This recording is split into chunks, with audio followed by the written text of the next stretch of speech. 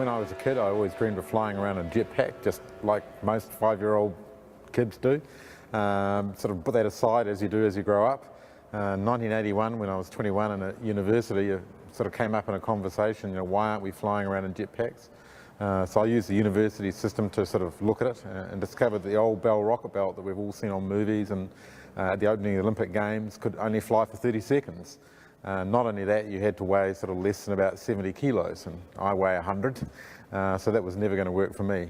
So in my spare time at university, I started researching it, and to cut a long story short, came up with mathematical formulas that came up with a design that something could fly for about half an hour and lift a decent sized person.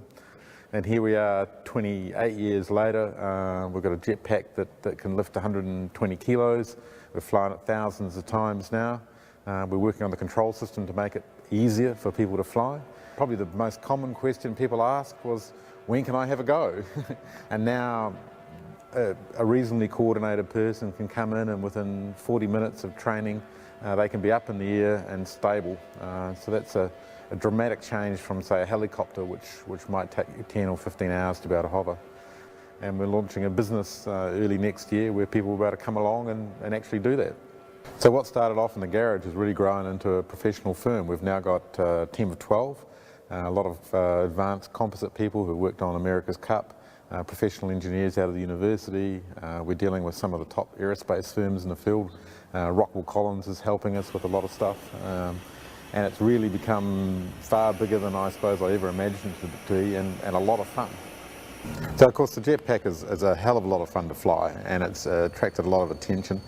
We've had chats with Richard Branson, we've had Larry Page, the founder of Google, came down here at Christmas, and him and his brother both flew the jetpack.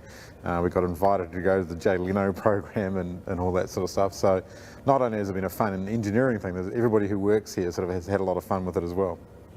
So all the controls are at the front. You use both hands to fly. This one hand for throttle, this hand for steering.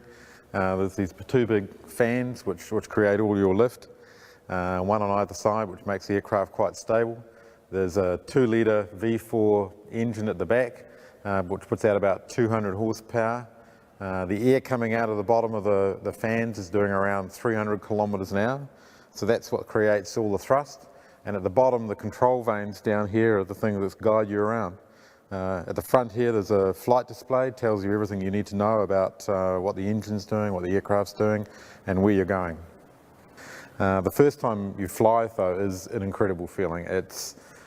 You don't quite believe it. Your feet leave the ground, and the first feeling is one of disbelief. It just doesn't seem normal or natural to happen. And then very quickly that becomes very calm. It's actually a very calm feeling flying around, and then you start smiling, and you usually smile for about 2 days afterwards once you come down. You just can't stop yourself, but it's really enjoyable.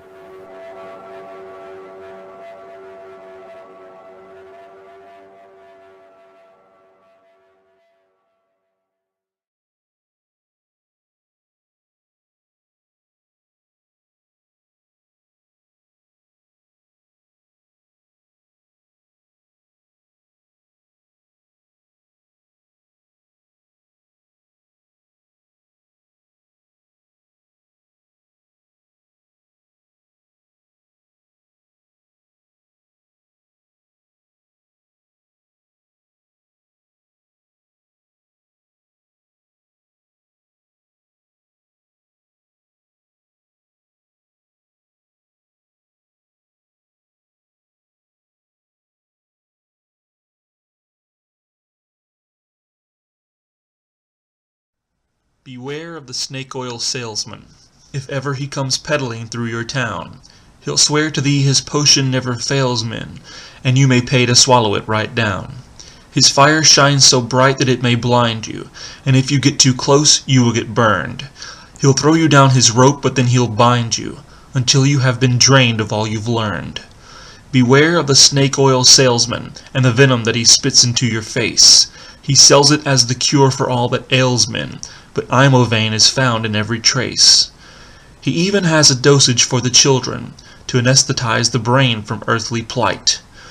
And then his healing formula is filtered in, but side effects include decrease in sight. Beware of the snake oil salesman, who'll promise you the key to your transfer, and though he may proclaim to be your bailsman, you may find that you are freer where you were.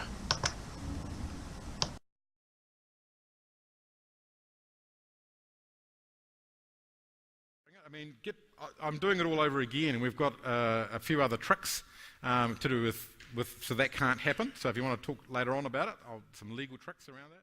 But whatever you do, don't believe your own bullshit, right?